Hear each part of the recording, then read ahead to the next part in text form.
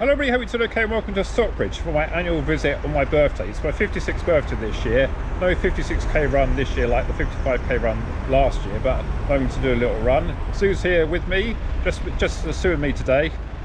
Oh yeah, decidedly missing the running version of Last of the Summer Wine. So Mike and Stephen and Phil, you are greatly missed actually, but given the fact that everyone seems not in great running form, it's probably quite good that it's just Tim here on his own, also not in great running form, says me, Coach Lardass. But anyway, there you go. No one's got to prove anything to anyone today, and at least everyone is removed from any level of 56k challenge from Tim. Right. Okay, bye, see you later.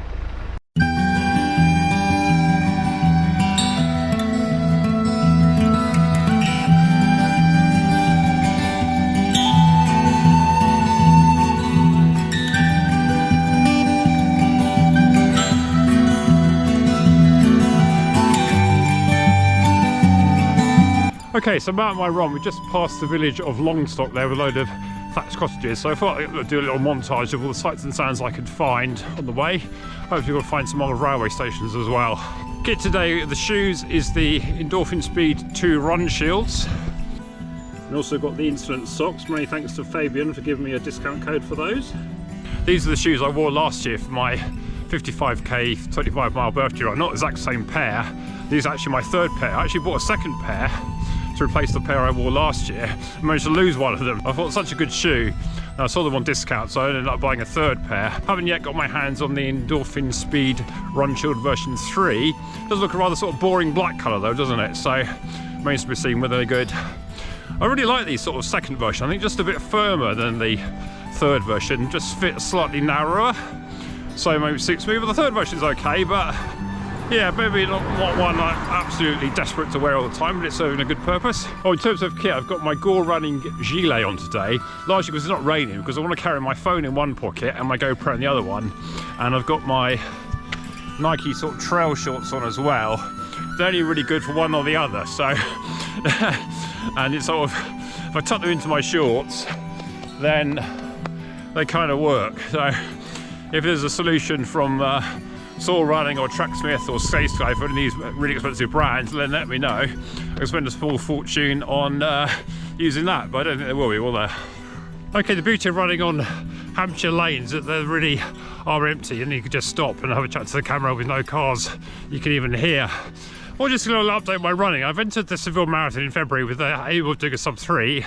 Will now be obviously 56, but it's not been going very well so far. When I went to Portugal in October, I was ill and basically didn't run for 2 weeks. And I started up again, did 2 weeks of 50 miles, and then I did that sort of shield from Saturday. It didn't feel great, and then Sunday felt really awful. I had made yesterday off, and today I just sort of like going out, seeing how I feel. So at the moment I was hoping to do sort of like a training series, but at the moment it's just a case of trying to get sort of fully fit again and well. So I think I need to make a decision soon about whether to bother with Seville or like look at some other marathon some other time, because I said to myself, not being a bit big-headed, but I haven't got too many sort of like goes at it at this my age now. I don't really want to sort of just run around again, because I think at a marathon any sort of effort for me takes a lot out of me, both sort of mentally and physically. So if I'm going to have a chance of a sub 3, I want to give it a good go. And I think it's quite poignant. This time 3 years ago, I just run the 61:40 in the Great South Run 10-mile race. I was shortly to run a 17:59 part run, although I then did have a slight hamstring issue which knocked me back for a bit. So I eventually arrived in Seville after a 1:24 half marathon as like a tester, and actually felt really quite good on the day and got it done. But at the moment my Garmin is sort of saying a 3:18 prediction, and the longest run I've done in the last 2 months is 16 miles, which felt like it was a good run, but they're still 10 miles short, and I was way short of the pace. Obviously wasn't trying to run marathon pace that day, but anyway. So yeah, I think it's just a sort of warning that for me marathon is not really a race just to turn up for and run round. I mean, I know I can run one, And I'm really always very keen to see people that do that, but it's just not really something that floats my boat, as it were. So we'll have to see how we go. And I think the most important thing is just sort of try and stay healthy, because the worst thing I've found in the past with illnesses is that if you try and get back too soon, then you sort of like prolong it and you end up sort of like being ill for months on end, but never sort of so bad that you don't feel like you can't run at all. So yeah, have you had anything similar like that? It wasn't COVID this time, I had that in May. So this year I've had best part of a month off ill, which isn't great, and I had an injury as well. So it hasn't been the best of years, I have to say. It started very well with a 37.42 10k in January. So yeah, it just sort of gives me hope there's still something in there. But yeah, just realising at 56 that things are perhaps sort of getting slower. Someone said to me on a forum the other day, oh, I think I can improve till I'm 55, and he's only 42. Well, I sort of said, I think you might have a bit of rude awakening, mate, but best of luck with that. Anyway, let's crack on and we'll talk to you later.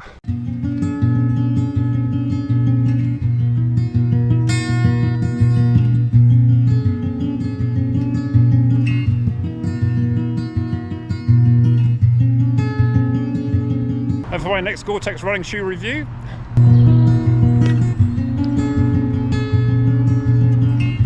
sign here for Clatford station with the old platform literally right behind it, with the river just to the side of it.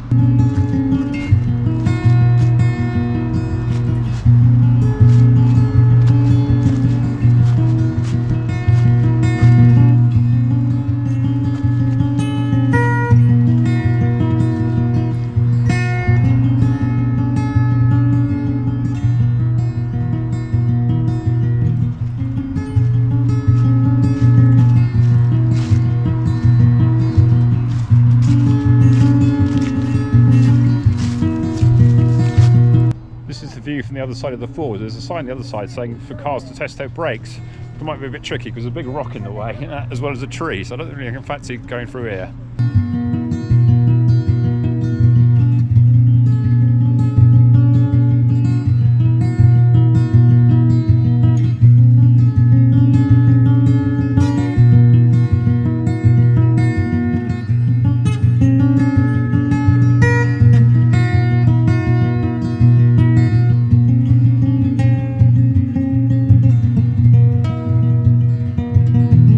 Okay, so we're now back on the old railway. Clatford station is that way through that private bit. There's a little public footpath that goes to the side of it, and if I swing around we can actually do some running on the track bed back towards Fullerton and then Stockbridge. Quite handy, I've got the RUNSHIELD shoes with me today because I don't know how muddy this will be, but it's a bit wet in the air. Not much daylight left, but it should be enough time left, about 5 miles to go.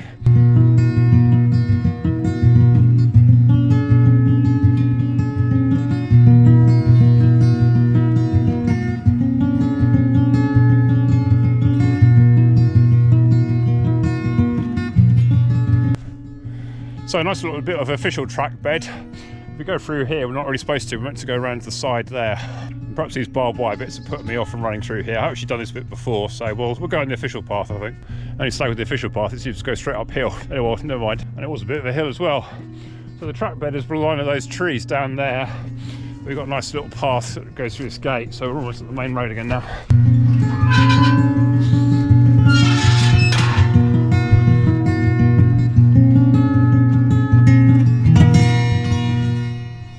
Okay, so back on the main road, about to descend into Fullerton. I can show you another old station there in a minute.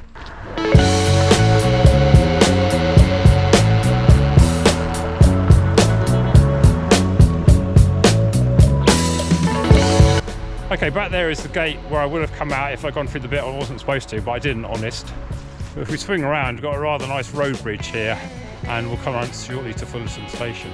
So here we are at the site of Fullerton station. There was actually 2 stations in Fullerton, although one sort of like replaced another one. We'll go to the other one in a minute. If you go that way, that heads back to Wherwell and on to Long Parish, which is a branch that has long since been extinguished, but you can run bits of it.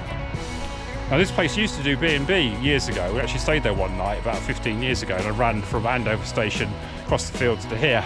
But sadly the owners sold it and the new people didn't need to do B&B, so that's why it looks a bit more secure than it ever used to. But we can, if you go around the back, see some platforms. Now it's quite hard to see through they put up a fence here and a lot of overgrowth, but there are some platforms here. And I think this is quite a substantial station. There's a couple of platforms this side, and there's also some platforms on the other side. Here we go, have to be careful there. So there's a remnants of the platform here that goes up that direction back towards the old other station.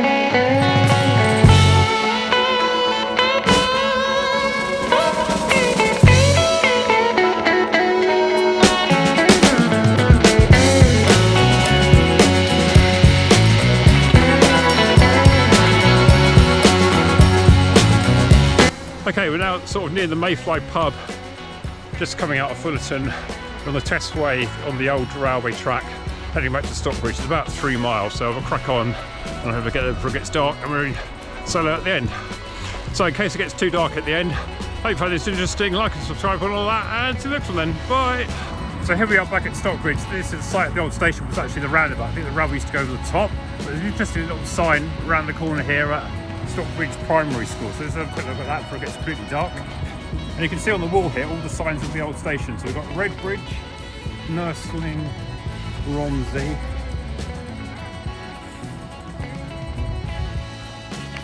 Montesfont, Horsebridge, which is another thing too. Stockbridge is where we are. Fullerton we've just been to, and Clatford, looking for, and Andover Town to finish off. Okay, right, we're done. Everybody, welcome to Stockbridge. It's my 56th birthday. No 56k run this year, so we're just going to do a little run, and Sue's going to mooch around the shops, and we'll probably have a cream tea later. Hi. Oh, I meant to say something a bit more helpful. Yeah. Well, it's November the 22nd and we're in Stockbridge. It's an annual pilgrimage. All right. Okay. Bye.